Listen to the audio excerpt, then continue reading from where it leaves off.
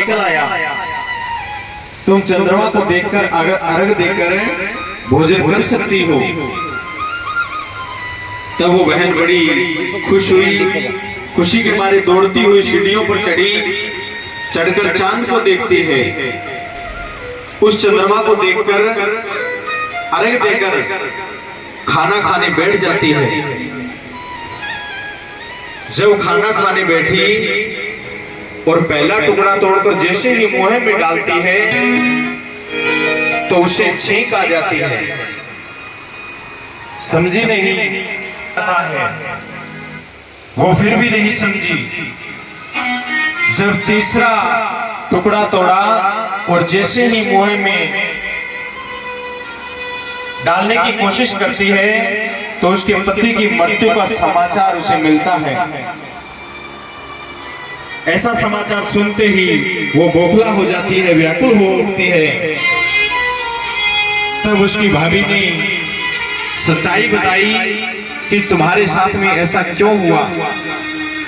कारण आज उसे देवता नाराज हो जाते हैं, इसलिए करवा के साथ ऐसी घटना घटती है।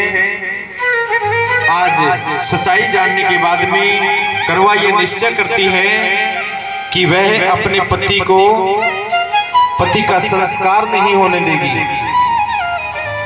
और वह अपने पति को अपने अस्तित्व को पुनर्जीवन दिलाकर ही रहेगी। तब से वह पूरे साल घास को एकत्रित करती है, पूरे साल सबके पास बैठी रहती है।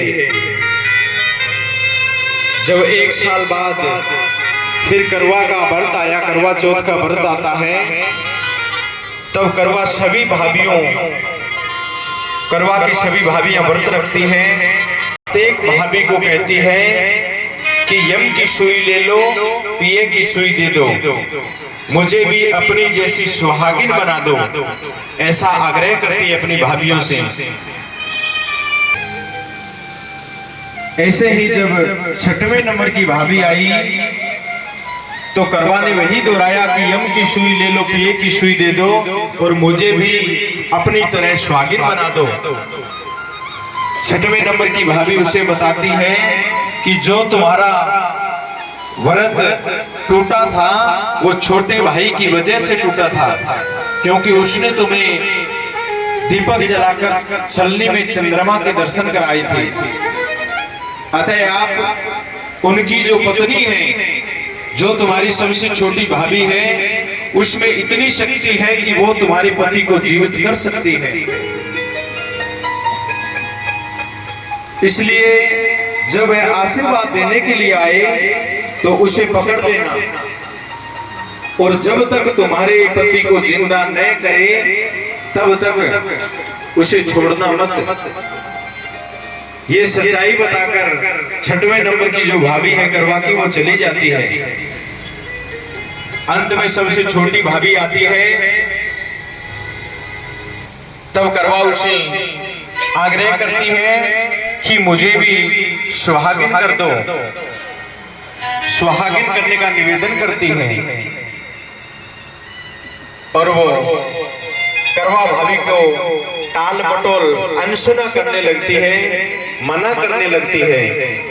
जब मना किया तो करवा ने जोर से पकड़ लिया। जब नहीं छोड़ा तो अंत में उसकी भाभी करवा की तपस्या देखकर, कष्ट को देखकर वह पसीज हो जाती है, हार जाती है। तो करवा की तपस्या देखकर उसने अपनी सबसे छोटी उंगली को चीरकर उसमें से अमृत उसके पति के मुखमंडल में डाल देती है। तब करवा का पति तुरंत से श्री गणेश कहकर उठ जाता है। इस प्रकार प्रभु की कृपा से उसकी छोटी भाभी के माध्यम से करवा को अपना सुहाग वापस मिल जाता है।